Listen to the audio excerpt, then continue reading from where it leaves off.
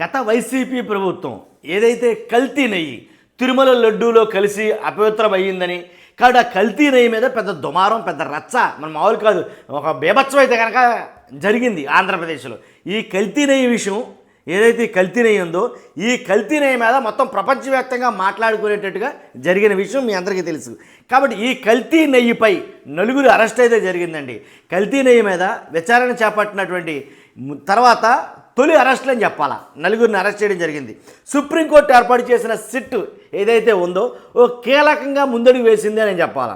అంతేకాదు వచ్చినటువంటి ఎవరైతే నలుగురు అనుకుంటున్నారో వాళ్ళ నలుగురి ముందు ఆధారాలు పెట్టి మరీ అడిగారంట. కాబట్టి వాళ్ళు ఏం చెప్పలేని పరిస్థితి. కాబట్టి వాళ్ళకి ఇంచుమించుగా 20వ తారీఖు వరకు రిమాండ్ అయితే కనుక విధించడం జరిగింది.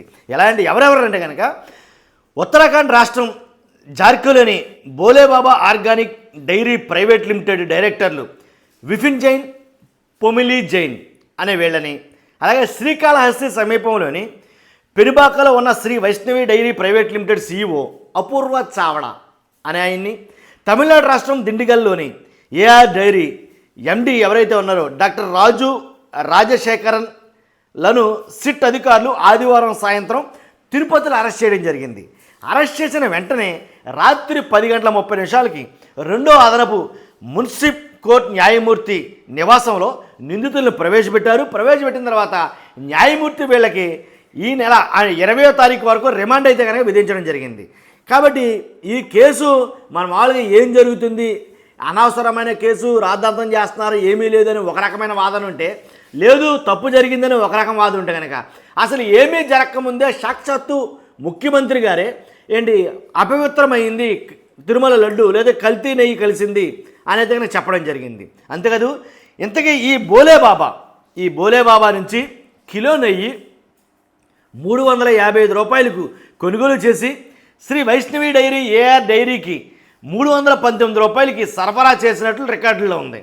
ఎక్కువ ధరకు కొని తక్కువ మొత్తానికి సరఫరా చేయడం ఎలా సాధ్యం? ఇది ఎక్కడా పాసిబుల్ కాదు కదా. అలాంటప్పుడు అందుగురించే కల్తీ చేయలేదా, కల్తీ జరగలేదా? ఎందుకంటే 355 రూపాయల నెయ్యి కొంటే దాన్ని 355ని 400గా అమ్మాలా, వాళ్ళ దగ్గర నుంచి కొనుక్కొచ్చి మనం అమ్ముతాం కాబట్టి. అలా కాదు, 355 రూపాయలకి నెయ్యి కొని 319 రూపాయలకి నెయ్యి అమ్ముతున్నామంటే ఏంటి దాని అర్థం?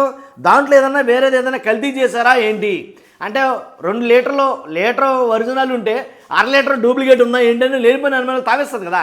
సేమ్ అలాగే ఇది ఎలా కల్తీ చేయలేదా అనే విచారణలో ప్రశ్నించగా డైరీ ప్రతినిధులు స్పందించలేని సమాచారం, ఆయా డైరీల ఉత్పత్తి సామర్థ్యం ఎంత, వారు ఎక్కడి నుంచో పాలు సేకరిస్తున్నారు తదితర వివరాలు సిట్ అధికారులు రాబట్టారు. తీతీదేతో ఏఆర్ డైరీ ఒప్పందం చేసుకుంటే శ్రీ వైష్ణవి డైరీ నుంచి ఎందుకు సరఫరా చేశారు అదొకటి. తర్వాత మార్కెట్లో కిలో నెయ్యి ధర కనిష్టంగా 500 పైగా ఉంటే 320 రూపాయలకే సరఫరా చేస్తామని ఎలా ఒప్పందం చేసుకున్నారు అదొకటి. తదితర అంశాలపై సిట్ అధికారులు వివరాలు రాబట్టారు. అంతేకాదు జంతువుల కొవ్వు ఉన్నట్లు నివేదిక ఉంది కదా. 319 రూపాయలు 80 పైసలకి కిలో చొప్పున 10 లక్షల కిలోల నెయ్యి సరఫరాకు ఏఆర్ డైరీకి వైకాపా హయాంలో టెండర్ కట్టబెట్టారు కదా. గత ఏడాది జూన్ నుంచి ఆ సంస్థ నెయ్యి సరఫరా మొదలుపెట్టింది. జూలై 6, 17 తేదీల్లో పంపించిన 4 ట్యాంకర్లోని నెయ్యి నాణ్యత సరిగ్గా లేదని, కల్తీ జరిగిందని గుర్తించిన తీతీదే వాటిని పరీక్షించేందుకు గుజరాత్లోని NDDB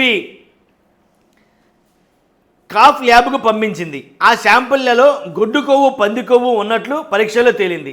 దీనిపై విచారణకు తొలుత రాష్ట్ర ప్రభుత్వం సిట్ వేసింది. తర్వాత గత అక్టోబర్లో సుప్రీంకోర్టు మేరకు, అంటే ఆ సిట్ ఎలాగో చంద్రబాబు నాయుడు గారికి అనుకూలంగా ఉన్న సిట్టు కాదుకూడదంటే కనుక అప్పుడు మళ్ళీ CBI నుంచి ఇద్దరిని, అంటే సుప్రీంకోర్టు ఆదేశాల మేరకు ఒక సిట్ అయితే ఏర్పాటు చేయడం జరిగింది. ఆ సిట్ ఏర్పాటులోనే ఇప్పుడు విచారణ అయితే జరుగుతుంది. ఉత్తరాఖండ్ నుంచి ఏపీకి సరఫరా ఎలాగా 319 రూపాయలు 80 పైసలు కిలో చొప్పున నెయ్యి సరఫరా చేసేలా తమిళనాడులోని ఏఆర్ డైరీ సంస్థ తీతీదేతో ఒప్పందం కుదుర్చుకుంది. ఆ సంస్థకు భారీగా నెయ్యి ఉత్పత్తి సామర్థ్యం లేదు. శ్రీకాళహస్తి సమీపంలోని పెనబాక వద్ద ఉన్న Sri Vaishnavi dairy private limited నుంచి నెయ్యి కొనుగోలు చేసి సరఫరా చేసిందని, అలాగని ఆ నెయ్యి వైష్ణవి డైరీలోని ఉత్పత్తి కాలేదు. ఆ సంస్థ తిరుపతికి 2300 కిలోమీటర్ల దూరంలోని కల్తీ నెయ్యి మాఫియాకు పెట్టింది పేరైన ఉత్తరాఖండ్లోని జార్ఖండ్లో ఉన్న Bhole Baba organic dairy private limited నుంచి కొనుగోలు చేసి ఏఆర్ డైరీకి ట్యాంకర్లు సరఫరా చేసింది. అవే ట్యాంకర్లను ఏఆర్ డైరీ వేరే ఇన్వాయిస్ నంబర్లతో తిరుమలకు పంపించింది అని సిట్టు దర్యాప్తులో తేలబోతుంది. ఈ అంశాలపైన కూడా సిట్ అధికారులు ఆయా సంస్థల ప్రతినిధులు ప్రశ్నించగా వారు సరైన రీతిలో సమాధానాలు చెప్పలేదు. వీటికి సంబంధించిన ఇన్వాయిస్లు, ఈవే బిల్లులు, ట్యాంకర్లు, టోల్ బిల్లులు, రసీదులు, ఇతర వివరాలన్నింటినీ సిట్ అధికారులు ఆధారాలతో సహా చూపిస్తూ ప్రశ్నించారంట. ప్రశ్నించినప్పుడు డైరీ ప్రతినిధులు మాత్రం నీళ్లు నమ్మినారని, విచారణకు ఏమాత్రం సహకరించకపోవడంతో వారిని సిట్టు అరెస్ట్ చేసిందని మాట్లాడటం జరుగుతుంది.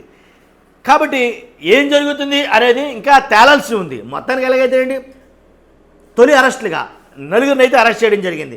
ఆ నలుగురు ఎవరో మీకు చెప్పాను. చూస్తున్న మీరు అందరూ కూడా మర్చిపోవద్దు. ఇది తిరుమల లడ్డు కల్తీ నెయ్యి సరఫరా కేసులో ఉన్న తాజా అప్డేట్. చూస్తున్న మీరు అందరూ ఫస్ట్ అయితే లైక్ చేయండి, ఎందుకంటే నాకు మోటివేషన్గా ఉంటుంది, ఎక్కువ మందికి ఇన్ఫర్మేషన్ షేర్ అవుతుంది.